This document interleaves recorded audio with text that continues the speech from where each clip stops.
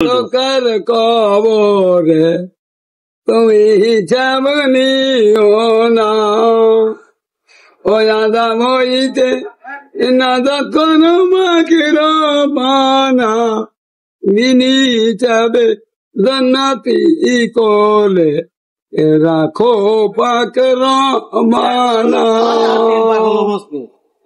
ওই আদাম হইতে নাজাত করো ওই অন্ধকার কবরে, এ নূরের বাতি দাও জ্বালাইয়া, আউস কথারের বাণী বান করাও মাবুদ মাওলা।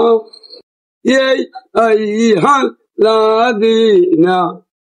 আমানু ইউসাল্লু আলান নবী, এই আইহাল্লাযীনা কাফারু তাদের কাতাই নাম দি ও না মাবুদ মাওলা।